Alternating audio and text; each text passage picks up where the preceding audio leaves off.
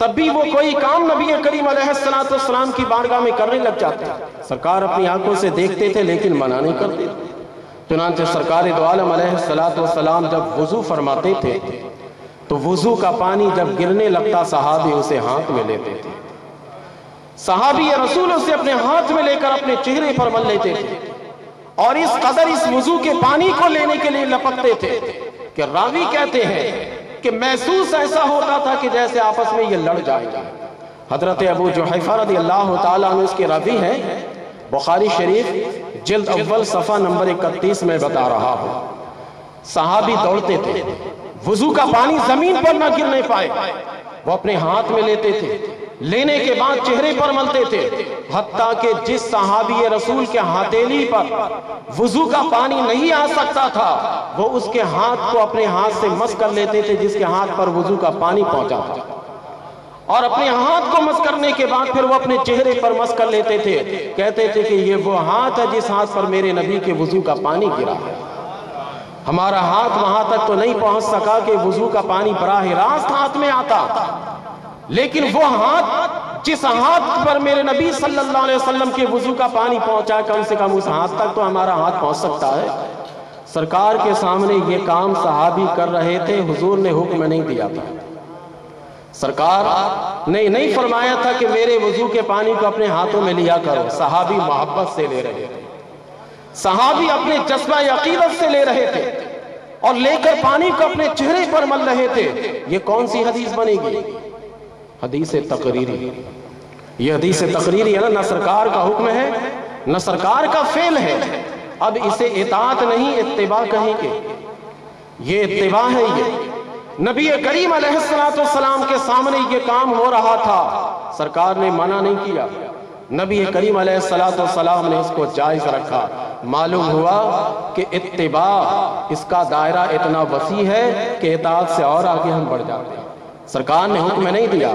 یہاں میں ضمناً ایک بات بتاتا ہوں. بخاری شریف کی روایت ہے نا, آپ صبح کے وقت کتاب کھول کر درسی بخاری صفحہ نمبر 31 دیکھ سکتے ہیں.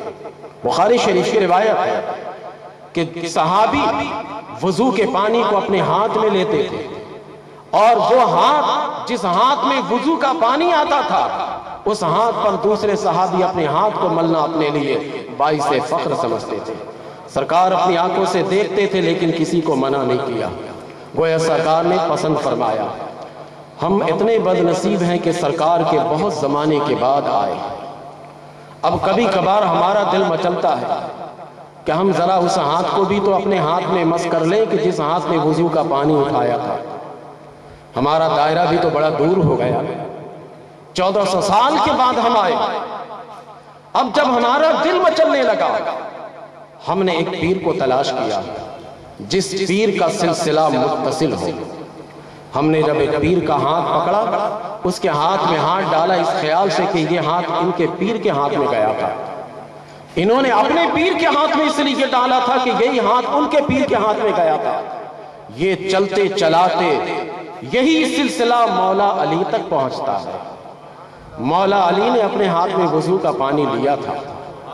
مولا علی نے اپنے ہاتھ میں وضو کے پانی کو لے کر چہرے پر ڈالا تھا.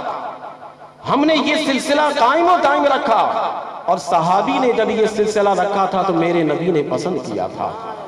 تو یقیناً ہمارے پیری مریدی کے سلسلے کو میرے نبی نے بھی پسند کیا ہوگا. نعرہ تکبیر, نعرہ رسالت, نعرہ رسالت. پیری مریدی کے پیش نظر میں یہی بات ہے. کلمہ تو ہم نے قرآن سے دیکھ کر بھی پڑھا ہے, کلمہ تو ہم نے احادیث کریمہ سے بھی دیکھ کر پڑھ لیا ہے, کلمہ تو ہماری زبان پر میرے ماں باپ نے زبان کھولتے ہی ہمیں سکھا دیا تھا. لیکن وہ کلمہ کیسے ہمیں کوئی پڑھا سکتا تھا جو کلمہ ہاتھ پر ہاتھ ڈالے اور اس ہاتھ کا سلسلہ چلتے چلاتے مولا علی تک پہنچے اور مولا علی کا ہاتھ میرے نبی تک پہنچے. یہ سلسلہ اگر ہمیں ملے گا تو ہمارے پیر سے ملے گا.